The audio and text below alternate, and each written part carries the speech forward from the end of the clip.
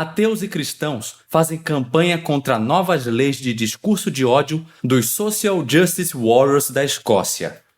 A ditadura do politicamente correto parece estar alcançando mais um objetivo. Desta vez, trata-se de um projeto de lei discutido na Escócia que visa a criminalização de opiniões e atitudes que venham a ser consideradas potencialmente como expressões de ódio contra minorias. Regras como esta já estão em vigor em várias partes do globo, mas o que chama a atenção no caso escocês é que o mesmo projeto foi criticado tanto por organizações religiosas quanto por grupos secularistas, que são geralmente agremiações com um perfil mais ateu e agnóstico.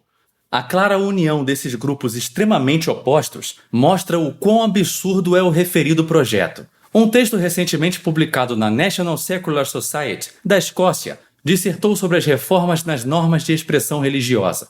Ao mesmo tempo em que as leis contra a blasfêmia eram revogadas, já que ninguém era punido por blasfemar desde 1843, o projeto visava estender perigosamente a definição de provocar o ódio, um tipo de crime que preocupa particularmente os escoceses críticos do Islã. Essa legislação foi justamente comparada com certas normas em vigor na Inglaterra e que já iniciaram seus efeitos nefastos. Considere a resposta ao artigo do Boris Johnson sobre as proibições de burca em 2018. Durante o longo frênese, o comissário da Polícia Metropolitana, Cressida Dick, pediu aos especialistas que investigassem se Johnson havia cometido um crime de ódio por emitir uma opinião contrária a uma minoria religiosa. É claro que uma proposição destas, se viesse com o objetivo declarado de restringir a liberdade de pensamento, encontraria muitas dificuldades em ser aprovada. Entretanto, no universo positivista, é bastante espinhosa a tarefa de estabelecer uma linha limítrofe entre o que é mera opinião e o que uma autoridade governamental pode acabar concluindo ser um crime e uma incitação ao ódio. Como já dissemos, a crítica ao projeto não vem apenas de produtos secularistas, como revela uma publicação do Christian Institute. Em uma publicação da entidade, os autores afirmam que o projeto possui um enorme potencial de ser usado contra pessoas contrárias à ideologia de gênero.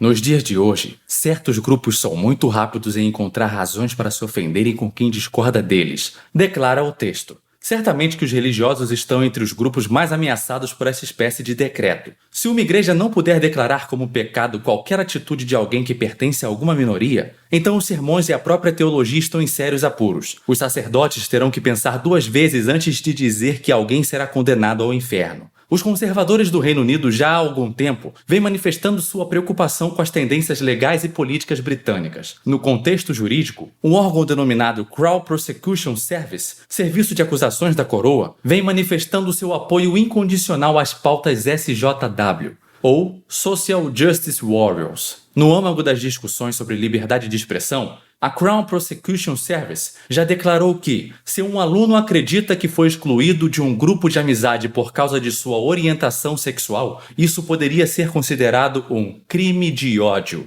O órgão em questão já elaborou uma série de diretrizes que devem ser impostas inclusive como política escolar. A instituição define crime de ódio como qualquer ofensa que seja percebida pela vítima ou por qualquer outra pessoa, seja motivada por uma hostilidade ou preconceito com base na raça ou na raça percebida, religião ou religião percebida, orientação sexual ou orientação sexual percebida, deficiência ou deficiência percebida, e qualquer crime motivado por hostilidade ou preconceito contra uma pessoa que é transgênero ou é considerada transgênero. A nova orientação também diz às escolas que elas podem enfrentar uma ação legal se recusarem a permitir que um aluno do sexo masculino acesse vestiários femininos. Com esse tipo de tendência, a vida privada do cidadão médio fica cada vez mais distante de uma realidade justnatural, livre e ética. Em uma sociedade baseada no axioma da propriedade privada, jamais alguém deveria temer ser processado com base em uma aberração chamada crime de ódio. O fato de que as pessoas estão seriamente cogitando impor tais tipos de restrição demonstra que a sociedade ocidental já há muito tempo se sente confortável com a presença de grilhões e algemas em suas vidas. E não é nem como se fosse um problema insolúvel. Se há discursos com os quais certas pessoas não conseguem conviver,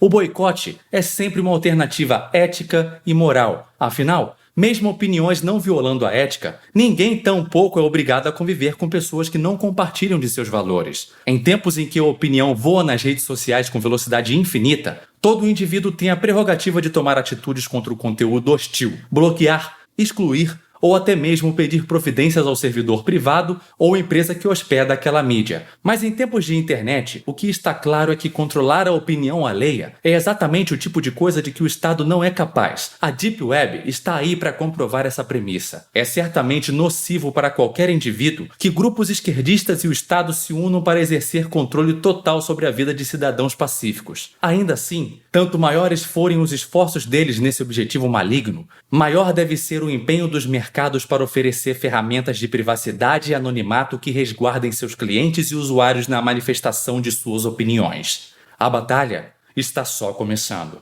Obrigado pela audiência. Se gostou do vídeo, clique em curtir e compartilhe o vídeo em suas mídias sociais. Se inscreva no canal e clique no sininho para ser avisado de novos vídeos. Até a próxima!